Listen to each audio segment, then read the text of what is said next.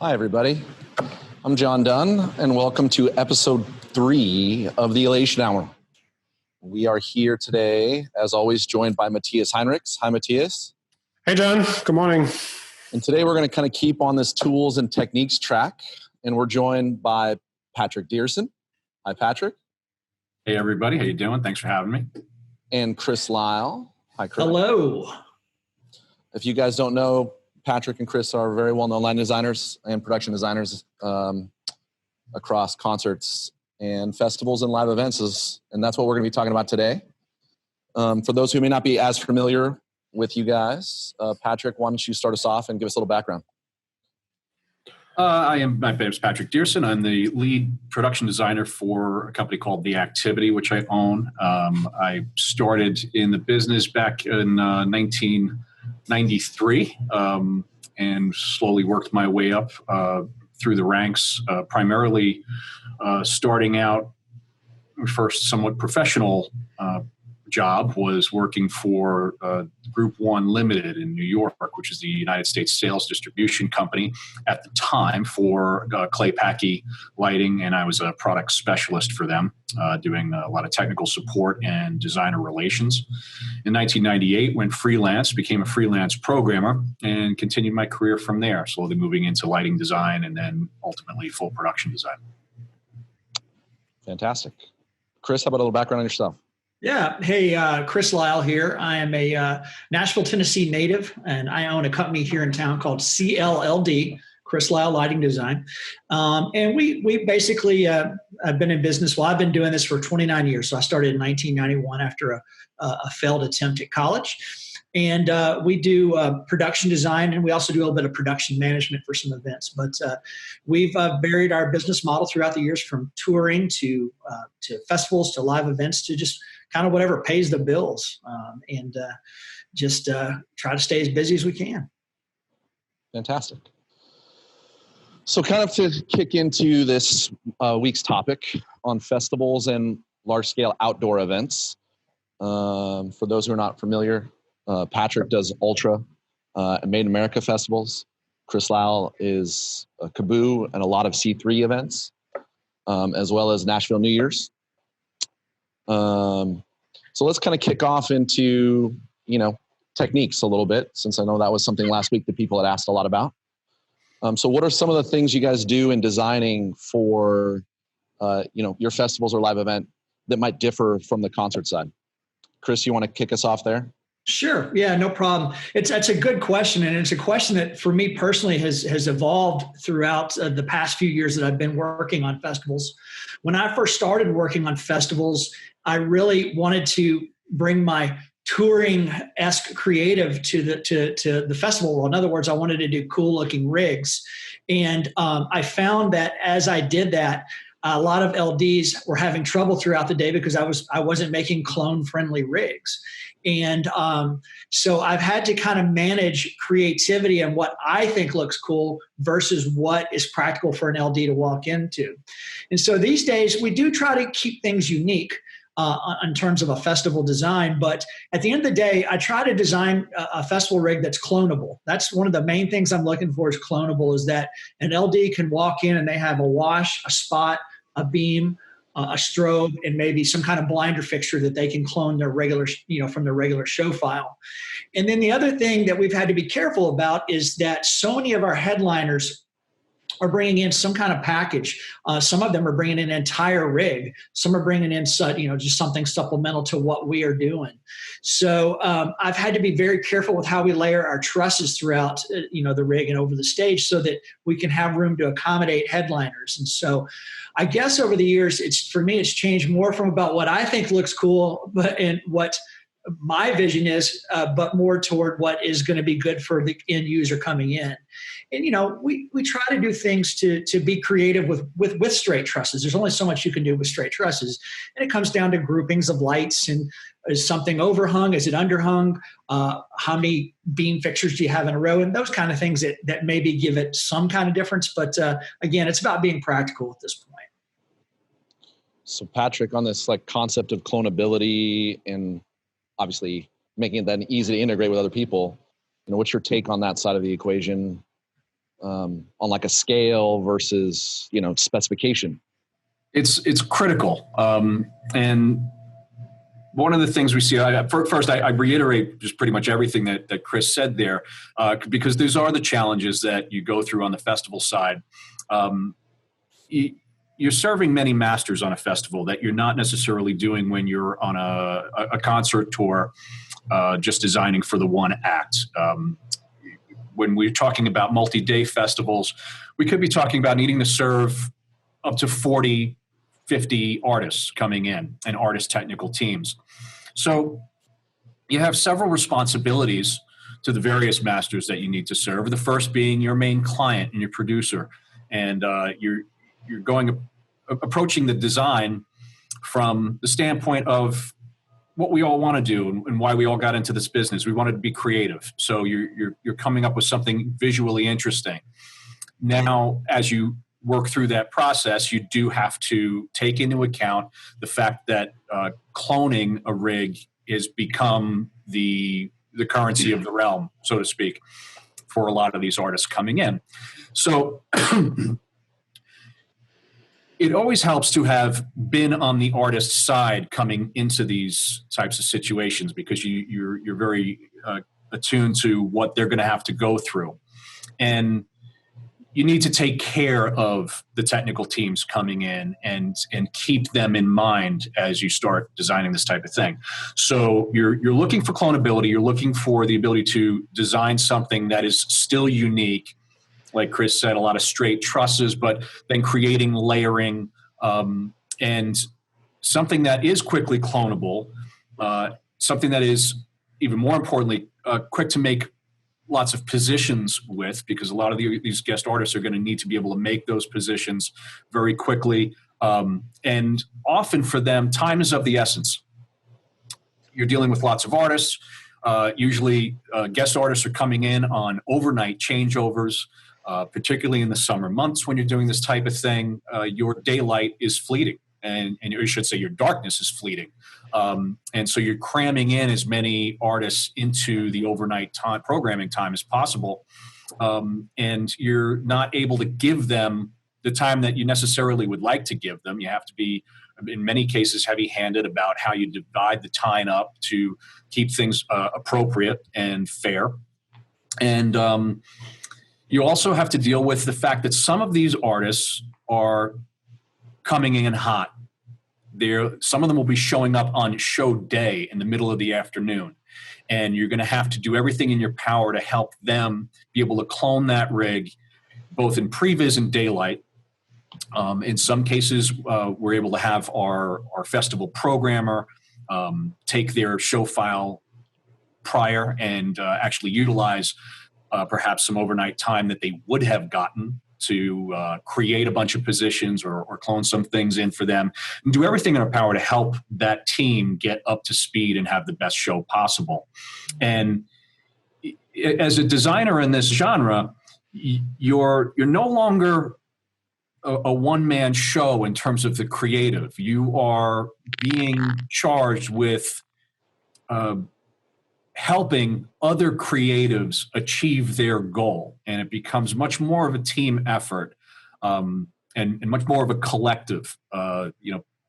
In concert touring, you may find yourself as a designer bidding against these same people, and then you're going to roll into a festival where now it's a very different scenario. You're not going up against these people that you may consider competition. You're now a team that needs to accomplish a much larger goal, which is a great thing to be a part of, but also presents a lot of other challenges because you're looking out for others in the responsibility of your design, and you start having to really push a lot of your ego aside on the creative portion of this to, in some instances, dumb things down, for lack of a better term, because you need to make it more feasible. It's not just that it needs to be easier, it needs to be achievable in a very often unreasonable amount of time. Interesting.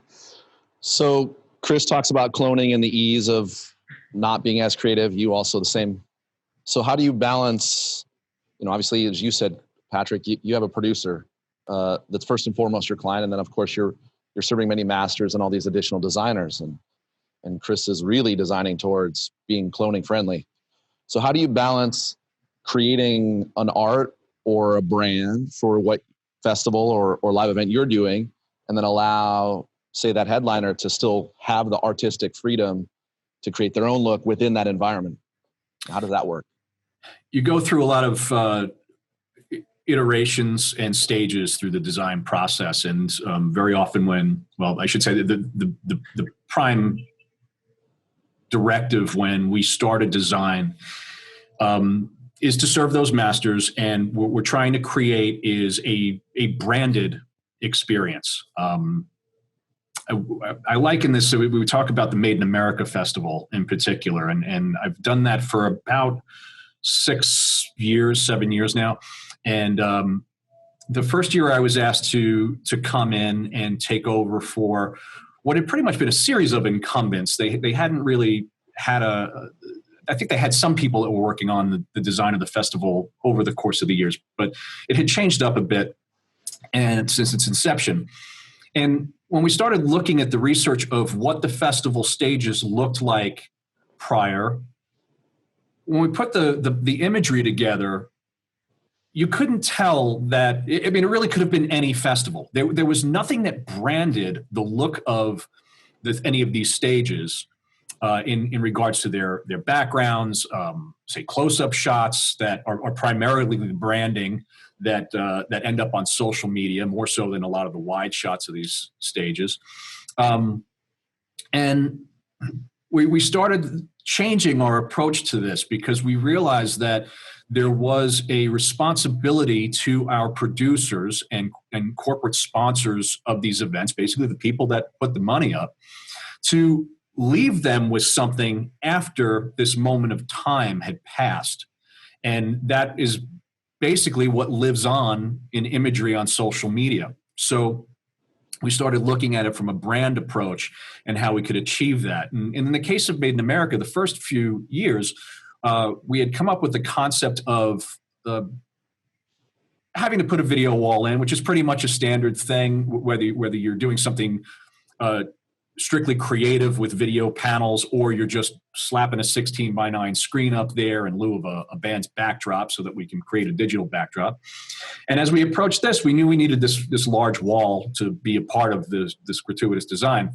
But we came up with the concept of utilizing different colored video tiles. And at that time, VER was our vendor for the event, and they happened to have in stock WinVision 9 product that was both white tiled and red tiled. They had red tiles that were sitting idle for quite some time that were from a previous stadium tour that had been done and were custom made. And we ended up creating a red and white stripe pattern and offset the wall somewhat to ultimately create what looked like a visually waving flag of video product. When you turned on the video wall and put an image on, that red and white went away. And it was a really great visual effect. But what we ended up with was a very good branded backdrop for primarily all the daytime acts, because you would see it quite heavily during the day, as well as the in-between look for the nighttime acts. And that ended up living on. It's a gag and not something that you really want to do for too long. So we did iterations of it for a few years, and then we moved on to other visual designs that we change up. Most notably, this past year, we had done what we call the Oculus, which was several very large bands of video rings and lighting rings that created this tiered circular structure of lighting and video. And whenever you do all of these things, the next thing you have to be thinking of in the chain is all of these guests coming in, and particularly your headliners throughout the course of the weekend. And as Chris had mentioned, you often have a headliner that's going to bring in potentially a full rig that they want to put up because they want an overly branded version of what they do. And pretty much every artist is going to have some level of augmentation to the rig. Most notably, you'll see this in the floor packages that they'll bring in. So you'll start designing with more of a clear deck to allow for the easier set changes and all the things that come along with that, and being able to accommodate the amount of product that other artists are going to bring in, on top of taking rigging into account. Because one of the biggest issues on festival rigs that you deal with are the availability of rigging points and positions for rigging after you've put all your crap up in the air, as well as the weight load capacity. And you start getting into the physics of that and the real nitty gritty of true production design that is well beyond the creative design process of that, more of the engineering.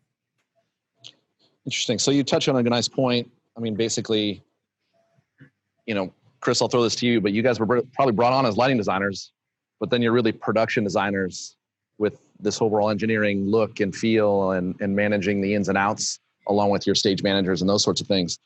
So how do you balance that lighting design focus while getting what you want, and then the production design background that you have to bring into play here and still keep the art? How do you keep the art a little bit, Chris? For sure. And some of that, I'll answer your question, and I'll say some of this varies by what stage you're on. And let me say it like this. For instance, let's look at a Lollapalooza. We look after 3 stages there, a main stage, a second stage, and the Perry stage, which is your EDM stage. The main stage, again, the main stage and second stage, the lighting rigs are very straightforward. Even video to a degree is very straightforward. It's dictated primarily by the show producers in terms of what screen is provided, keeping it very 16:9 or whatever ratio. So on some of the like the Lala main and second stage, it's all very straightforward. It's about ease, overnight ins and outs and things like that. Where we really get to become production designers, and as far as the festivals I've been working on, comes in like your EDM stages, like the Perry's at Lala or at Kaboo's EDM stage or any of those. We get a chance to really do something unique and fun because a lot of those acts are just coming in with their BJs or LDs and just using what we have. And so that gives us a chance to get really creative with video and lighting and pyro and even risers. And on Perry's, we're even designing, what the DJ riser looks like. Some of them still bring in some supplemental stuff, some extra pyro, maybe lasers, but past that, that's our chance to shine. But again, going back to production design, like looking at early Kaboo, that being a very branded, specific, they had a vision, a demographic they were going after. We were very deliberate about what that production design looked like. But even that festival, as time went on and more acts started to bring in gear, it even became more practical, where it was about more just straightforward, again, 16:9 screen, straight trusses. So again, so to answer your question, production design for me personally, in my experience, is on a main stage, second stage, it's minimal. But again, EDM stages, it gives us a good chance to do some really fun, cool stuff. Interesting. Patrick, anything to add to that? Obviously, events like Ultra, other plays like EDC that I know you've done. I think we mentioned this in the prep. The production design becomes mostly what the show is, right? It's the experience at that point. It is very much so. I mean, you call it what it is. When you're dealing with EDM talent, you're primarily dealing with an artist that is chained to their technology, and they can't really move that much. There's the stage movement, the physical theatrical movement that artist is able to do is quite limited, and you're then really showcasing technology to create the emotions and fulfill the rest of the visual that they can't do necessarily. And you see EDM artists that they do what they can. Someone like Deadmau5 and Marshmello with various light up helmets and things that become more of a visual element and a brand for themselves.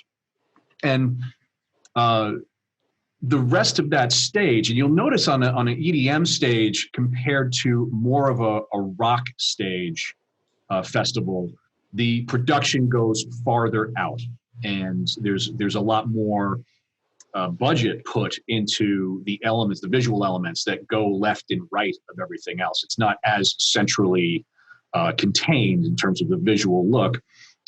Whereas on a lot of more rock and roll style stages, you'll start just to have that production more centered in the center of the stage area, and then just IMAX screens out left and right. In EDM, you'll have lighting and video stretching all the way through the entire visual space on these massive stages, because you're performing these for massive crowds. And you have to fill all of that visual area with the tools that all of the artists, whether it's the festival team or more so the guest artists coming in, can then have a place to play and present their show. The show becomes more about the overall production than it is about the specific artist. It's almost like a different type of entertainment presentation, if you will. Whereas opposed to, say, someone like a Beyonce who gets on stage and she is such a presence and thus has the ability to be free to move all through that stage space with her dancers. Yes, the production is big and grand, but it's not nearly as much about the production as it is about the artist, truly. And in the EDM genre, it's almost the complete opposite. And that's not to say that the artists are any less talented. They are physically chained to their instruments that are not capable of moving around with them. You can't strap a DJ deck on your chest and go running from side to side of the stage. You can grab some sheet cakes and jump off the DJ booth and run side to side of the stage and throw them out into the crowd like an aoki. But at the end of that song, he's got to get back to that center and can't really move that much. So it does become a lot more about the overall stage space and production, the visuals that go along with that. Well, there you go, Matthias. You got a product to make, something that a DJ can start to move around with.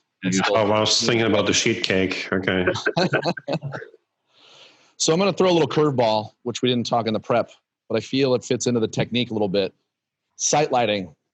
How much of that gets devoted time and how much of it is sort of left to the wayside? And of course, there's obviously like egress and OSHA standards and all that kind of stuff that have to play in. So what's your guys' thoughts on that? Chris?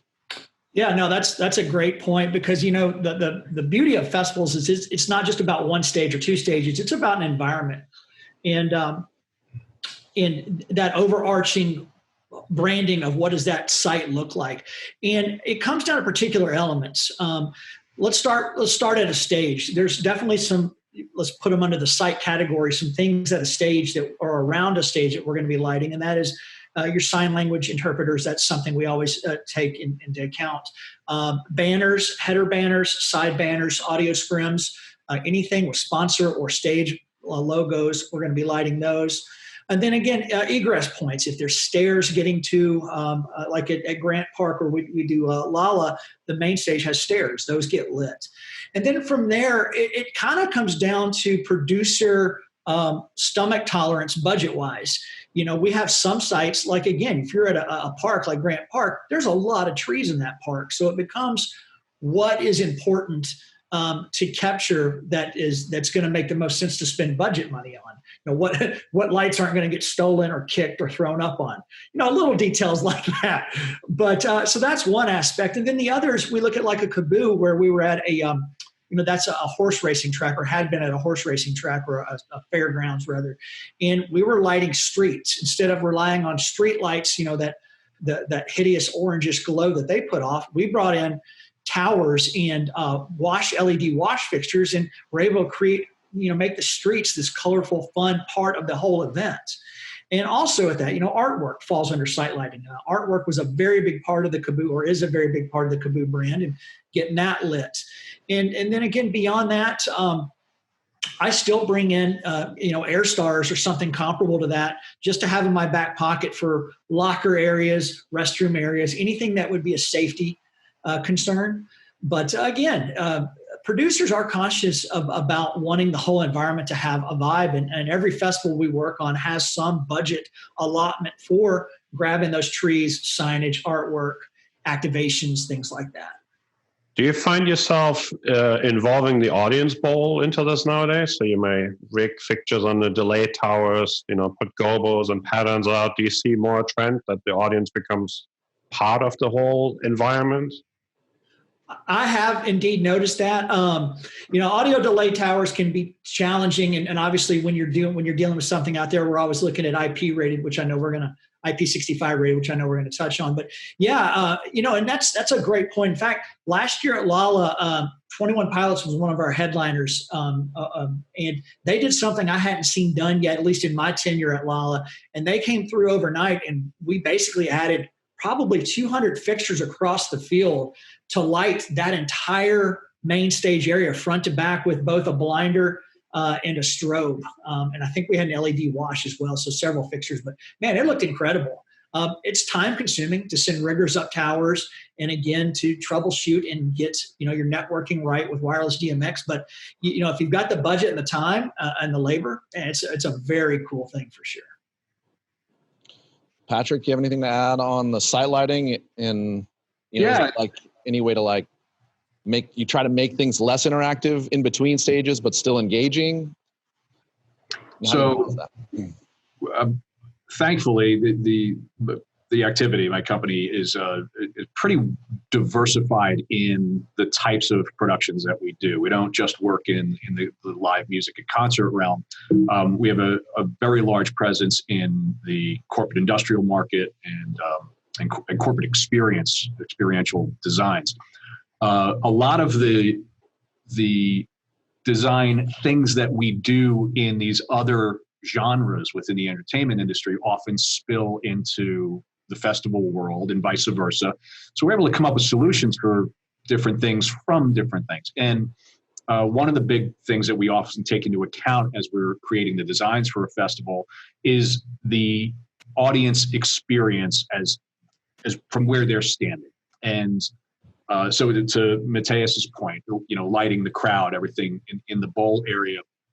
A lot of these festivals we're broadcasting, so we're certainly taking broadcast lighting into that, into the consideration. But we're also, in doing that broadcast lighting, you have to light the audience. They want to see the audience on the reverse shots. It's not just call and response. So you start wanting to do proper broadcast lighting throughout all of that. And we'll utilize those delay towers. We'll utilize any of those positions out front. And we'll do things like utilize pre-rigged trusses for this kind of installation as well to keep things as efficient.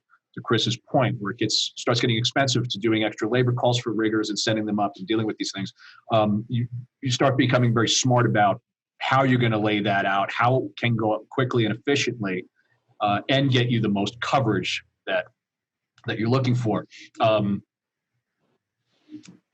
For instance, we utilized the Paladin to do a lot of that wide color changing and high output wash light.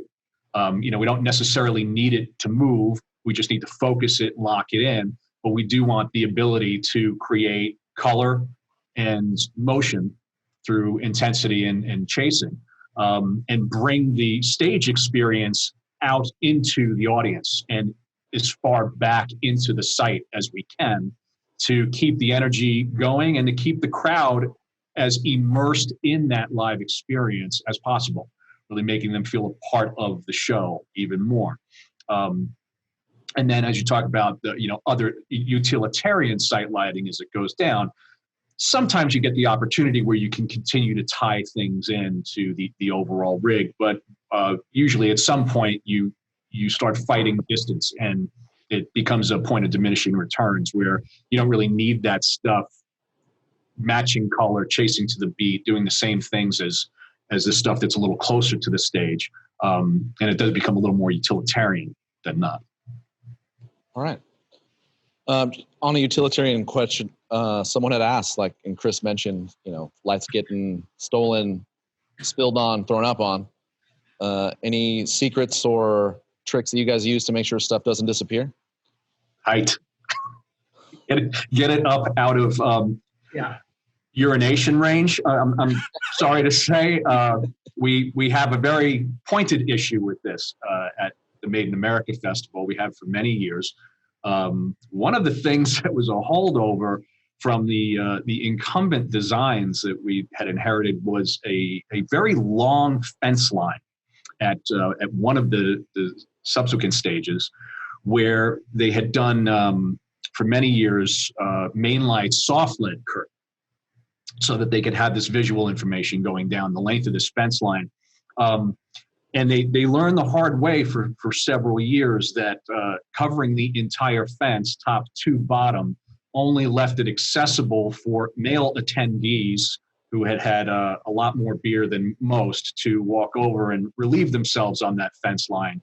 And I just can't imagine what it was like having to receive that back at the shop for Mainlight when they received these curtains back. So the very first thing we started incorporating into the design was the fact that this needed to be lifted up higher and simply brought out of the line of target, say.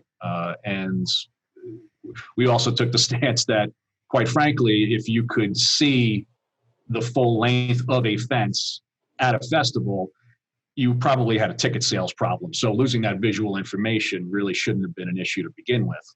But yeah, you get into a lot of those situations where you just have to face the reality of taking public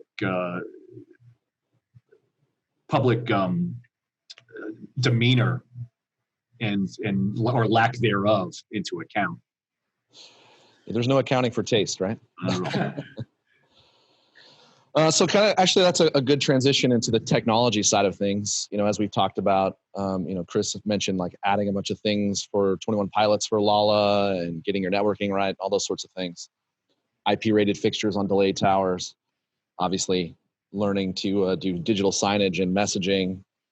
So, what's really been the big focus, I think, on a lot of us manufacturers is manufacturing IP65 rated products from static that you can use to kind of, as Patrick mentioned, paladins, and now to automated moving lights. So how do you guys see the IP rated product spectrum moving along? And I know Matthias will have some things to add to this. Are you getting what you need, or is there trade-offs? Is there some areas that are excelling IP-wise? Chris, why don't you start us off?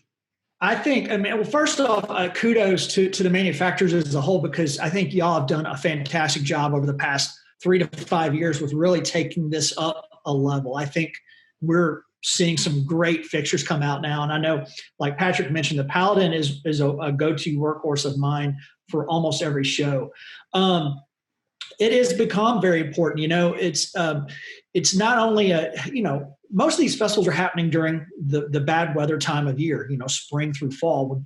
You're going to get thunderstorms in the afternoon on a daily basis. So we need fixtures that, basically we're not having to send techs up every afternoon to replace one or two of.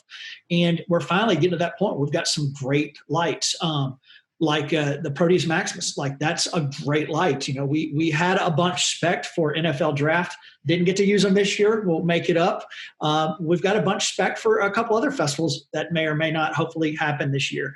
But, they're getting brighter and durable, which is what matters. What I want is that a rig can stay intact from the opening of doors to closing of doors, that we don't have to send a tech up a ladder or bring a truss in to replace a light or two. And I think we're getting to that point. And definitely, and I'm very conscious too, especially on any trusses that are exposed, like our most downstage trusses on a main stage. We try to keep all those IP65 when we can, along with, again, any banner lights, anything out in the house that's catching our headers, our scrims, things like that, especially things that are lighting sponsorship and that, definitely love for those to be IP65, because those are really important to keep them staying on. Maybe even on the IP rating, also important to point out there's more than water. It's also dust. All these festivals, just some rodeo kind of thing, and the fixtures just look atrocious when they come back. And being able to protect the fixture, it'll definitely last a lot longer out on a festival, even if it's really far in the stage. Like going all IP is probably advantageous if you're outdoors and exposed. Actually, Patrick, I think you have a good point related to that and how that relates to your vendors. Yeah, it's a critical thing. I think in the early 2000s, the United States seemed to have finally found out about festivals. We didn't really have them up until recently here in the States. They were massive in Europe, but the States was really slow to catch on to this. And now, of course, it's a massive industry. And we're talking 20 years later, it's one of the hottest tickets that you can get. I've had vendors turn down doing festivals because they didn't have IP65 rated equipment, and they knew what was going to happen to their equipment. And particularly for a vendor that is more of serving a mid-market level, their inventory becomes much more critical. They don't have the luxury of quantity necessarily to throw more fixtures at it. You take someone like a PRG or a four wall, they're a lot more easygoing in terms of their I don't want to say the return on investment or they're missing in damage, but they have the ability to refulfill the next order a lot easier than the mid-level companies. And what I mean by that is that your mid-level company may look at this and go, okay, well, your festival is once a year, and it may be big and it's great and we can make a nice profit from it, but we have some corporate clients and we do 10 events with them each year, and their events are going to be happening within a few weeks after your festival. If we put all our gear on your festival and it gets completely trashed in the elements, we now have to forget about the insurance claims and the missing and damage bill and recouping the costs on that. We now have a massive problem fulfilling our next order for that loyal clientele because we don't have the gear and we don't have the clout behind us to just keep throwing more light up bits at things. So IP65 becomes a very critical choice, and I think it's not just for those mid-level companies. You have a very critical choice for the higher ends and much larger companies as well. And then you, as a designer, have a responsibility to protect your vendor and be kind about how that gets done. The EDM world's a perfect example of this. The more you start pushing stuff left and right, the more exposed it becomes. It's no longer under a roof. And it costs a significant amount of money to extend roofs left and right, more so than potentially the lighting at that point, and because you're adding up labor, time on site, scheduling, things like that. So the gear that's going to be exposed has to be protected. And of course, we've seen the plastic hoods and condoms that people wrap around the moving lights and things like that. But at the end of the day, nothing replaces just having the exposed light that can withstand those elements. So it becomes even more critical. And so seeing companies produce IP65 rated gear in mass and having it more accepted throughout the industry is a huge advantage, not just for the designers, but also for the various rental companies, because now you're able to utilize that same type of light across multiple genres, whether that's being brought indoors where it's protected or in a ballroom in a corporate situation, but also out in the festival elements to get things done. Trade-off wise, I find that we don't really see too many trade-offs. I think the biggest things you start dealing with are, say, on an LED batten. Up until recently, I would say you were seeing that the IP65 units may have been not as high output as they are now, and the technology's gotten better. Because, of course, with IP65, from the engineering standpoint, I'm sure Matthias can speak a hell of a lot more to this than I can, but you're dealing with sealing that unit and still needing to cool it. Yeah, so, you seal all the heat too when you do it. Exactly. You're keeping all that in there, and that's going to rob you of output or your ability to produce output. On the moving light side, one of the biggest issues that I've seen throughout the years of this, and it's still an issue, but it's getting better, is the speed. So if you take a beam fixture and start sealing that thing up, it's laws of physics and engineering, and you can't get it to move as fast, or you're going to have major trade-offs by shearing weight out from the insides of that thing to give it less inertia and weight so it can move faster. And in doing so, you're going to sacrifice options within the fixture itself. So there's a lot of trade-offs to all of this stuff. But at the end of the day, when I'm making that choice, if I have to fulfill a giant EDM stage with all of these elements moving out to the sides that are absolutely going to be exposed to those elements and get walloped, after the rainstorm, the fixture that's my friend is the one that's still got shiny bits shooting out of the end of it. You know, if you're going to use stuff that's not going to last, you have that 3 o'clock in the afternoon tropical storm come rolling in, and you're going to end up with an overall lighting rig that's got the smile of one of Joe Exotic's husbands. I mean, it's going to be missing pieces all over the place. For both of you, do you find yourself more encouraged now to position fixtures outside of the stage now that more IP is there? Like, do you feel you're more courageous the way you design because you have these options and you feel that's more reliable? Yeah, I dive with sharks.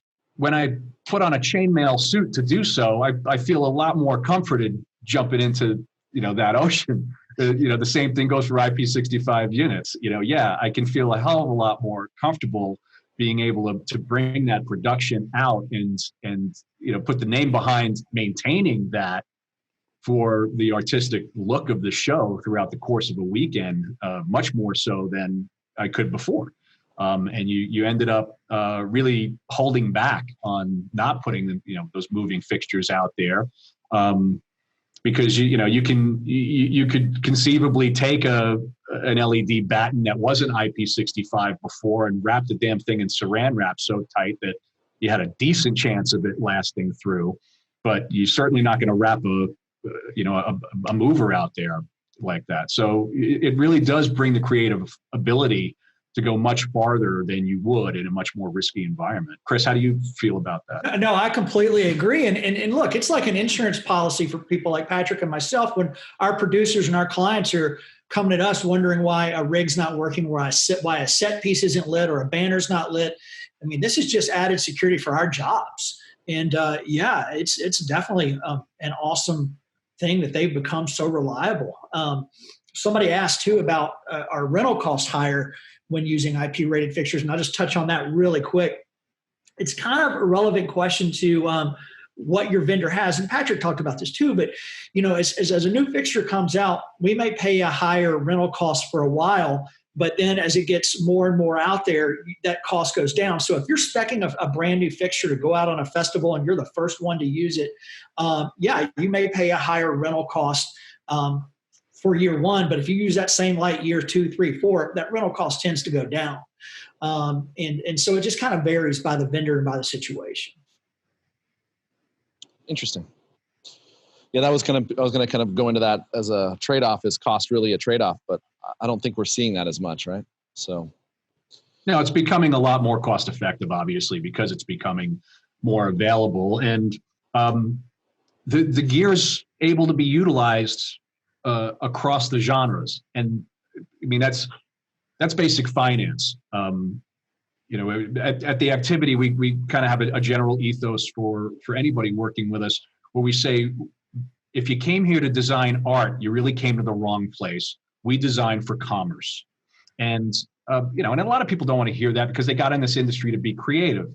And in our jobs, we pride ourselves in not trying to be the creatives on the job. We want to work with the creatives and be the production designers that execute their crazy ideas, because everybody's got cool ideas. There's never a shortage of that. What there's a shortage of is people that know how to execute it, that won't be the no guy all the time, that'll be the yes man and actually follow through. And work with creatives to really execute the idea. The the concept of being able to now be finance focused in that is now serving your producing client, ultimately the person probably paying your bill, and you have the responsibility to both execute creatively and keep their financial interests in mind. Having the ability to utilize gear like this that's cross-genre now becomes so much more effective for any level rental company, because they can start investing in IP65 units that they know can be utilized on other productions. Whereas I'd say perhaps 5-6 years ago, that wasn't really the case. The IP65 units were very expensive. They were in less quantity. There was certainly less demand, which is why we weren't seeing so many of them. And the return on investment for a rental company just wasn't there. So the prices were high. Now that you have the ability to cross them, throw them across the genres within designs, your ROI goes up tremendously, because you're able to get these boxes out on these shows every weekend as opposed to maybe twice a year. Yeah, I think the focus on these earlier IP fixtures, a lot of it was, installs, theme parks, cruise ships. So they had a bit of a different target audience than the, festival, quick in and out kind of thing. Now the technology really has caught up that we can build real production fixtures, that they're really no different than an existing, discharge moving light. They have about the same weight, the same size, and they just happen to be fully IP sealed. So with technology really has caught up a lot also on the performance side, on the output, that, now we're actually able to produce fixtures like that. So sticking on technology, obviously one of the main things is being able to light your talent in front of house spots, and that's out in the house, and there's usually not a roof there. So can you guys tell us a little bit about the technology you guys are kind of bringing in to address either A, not being able to light your talent because it's raining and the concert goers are still staying? I'll let Patrick talk more about. Patrick definitely has done more of this than I have, but I will say this: I did a little analysis of all of our headliners last year at all of our festivals, and in all of our festivals last year, we used traditional front of house spots for as our go-to key light from front of house, and I would say at least, I think it was 65% of the acts brought in some kind of automated or remote front of house spot. And so that is definitely something we're exploring, making part of our house rig moving forward. I know Patrick's done that. I'll let him talk into that, but that's a huge game changer. It's a safety thing too. It's not just a functionality and being able to do a lot more diverse colors and gobos and some other unique features a light set might have. But now we're down to a safety factor of sending a climber up to operate a spot. And so, I think this technology is amazing, and I think we're going to see it become more and more as part of our standard festival packages. Yeah, the past few years we've taken this into account quite heavily, because we've really fallen in love with that technology. To give the background as to where we come from with implementing that technology, particularly in the summertime festivals, you will often have a curfew. And that means that you've got a very late sunset and a short amount of darkness. People have been standing there all day long in the heat. They're waiting for that headline artist to come out on stage. And we're about to now get a weather report that says we have a major storm system moving in. We can still do the show, but we can't send follow spot ups into the towers because we have a lightning danger, perhaps. This has happened to all of us throughout the years.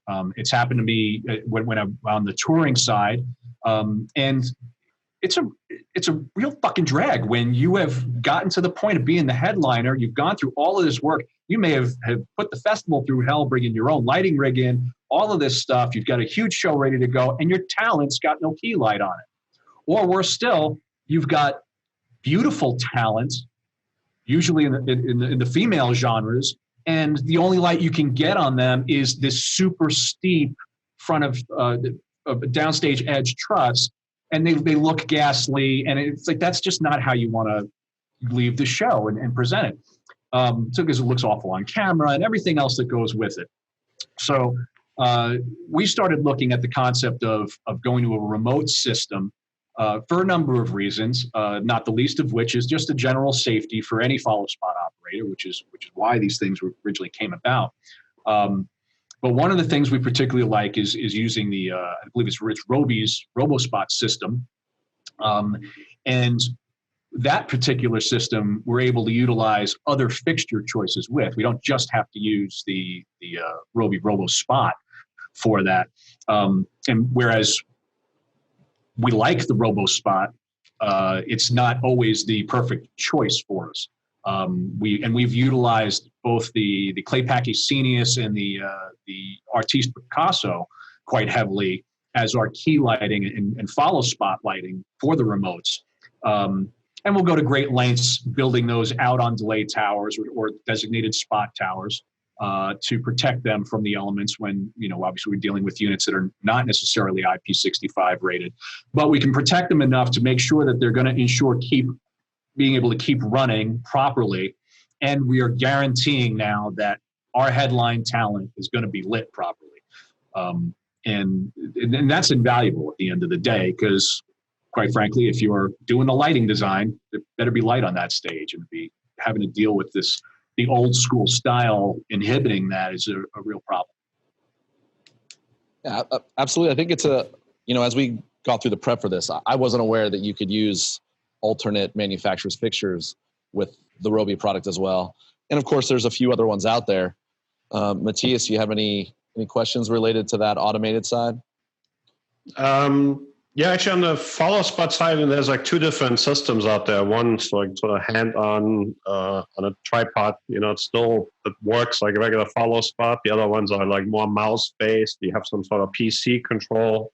What's your opinion on both of these, and what do you find is the acceptance out there? The bottom line is that the mouse control PC systems don't work. And I don't mean that from the standpoint of technology. They absolutely work, and they're very cool. If you are a younger mind in this business, you tend to be able to work with it with accuracy very well.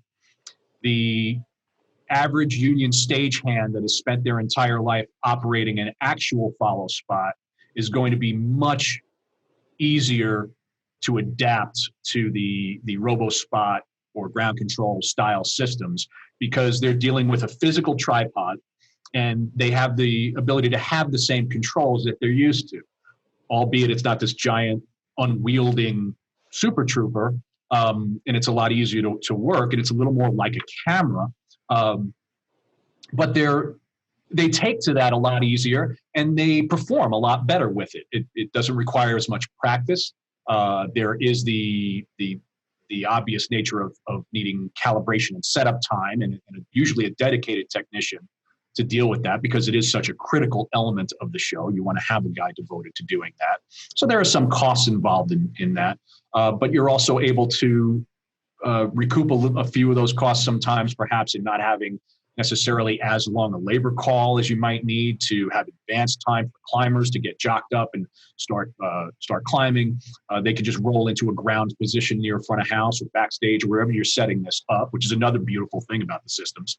You can set them up pretty much anywhere. And there have been some very creative ways of doing that, whether it be rolling risers that have rolled right off a truck, or rolling risers rolled into a truck with the gear on and stations set up. There have been some really great ways that people have chosen to set that up. But the physical options that you get with a tripod-based system are vastly more attainable in a shorter amount of time for people that are used to those systems. And I think they're far better for certainly for our choices. Plus, we're also able to give that operator just the things that they're used to operating. So you've got your pan and tilt, obviously, and they're used to doing that with the giant spot, but they also are used to running their zoom and focus, their color change, and their dimmer or iris. And in this case, we can actually simplify their job for them so that they can focus on just staying on target with this. And we can take things like color out of their hands and control that from the console very easily. We're able to do much faster follow spot correction for cameras and broadcast. We're able to dial that in from the console very quickly. And we're able to do that without an extra labor call. I am not a fan of taking away hours from personnel at all, but there are times at which that bit of budget will make or break whether you're able to do something on a much greater scale on that production, and that cost savings becomes a lot more well utilized, because we can now control the moving lights without the operator, do the quick calibrations that need to be done, and get off the stage and save a significant amount of money on a labor call. Interesting.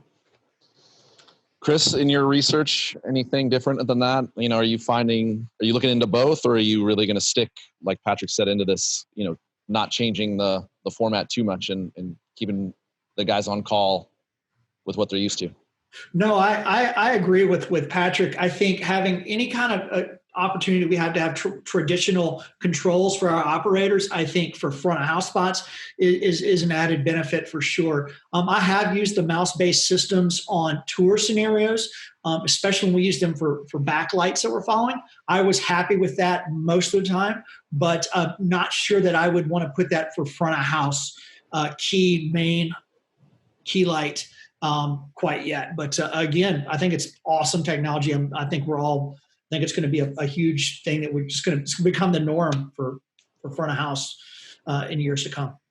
One thing I'll add to this, by the way, is when you're talking about that key and backlight, one of the challenges that we have had, the trials and tribulations of learning a new technology, is the calibration process when you're going to put two units together. Because a lot of these systems can do 2 units. So you can have one operator following the talent on stage that is both lighting their key light and their backlight.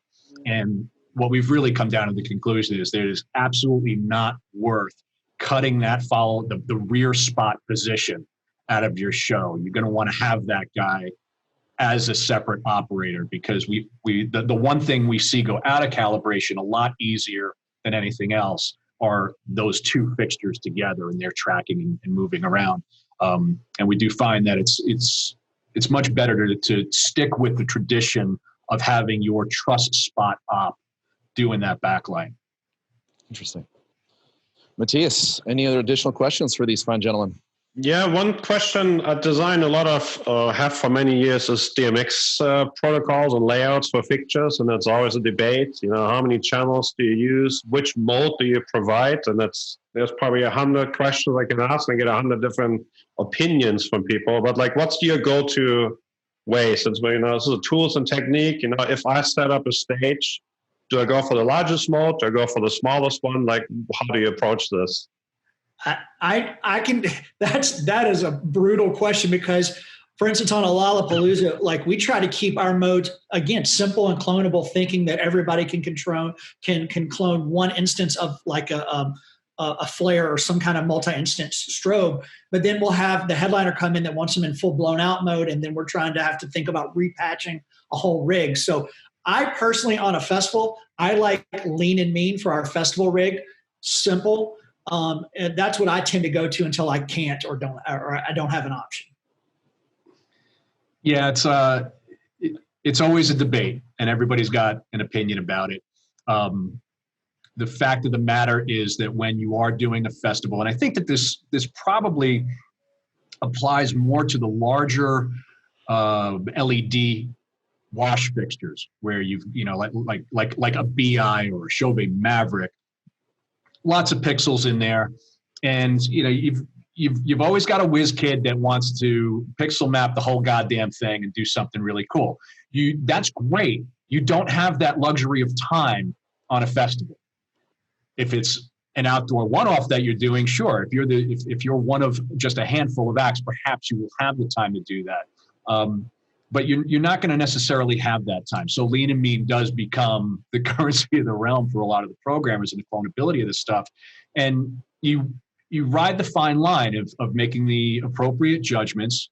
And quite frankly, the past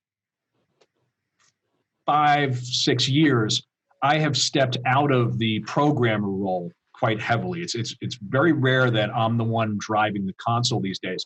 So I'm very reliant on listening to my programming team and taking their experience and their expertise in choosing how we're going to break the modes down for these things and making it the best for everybody.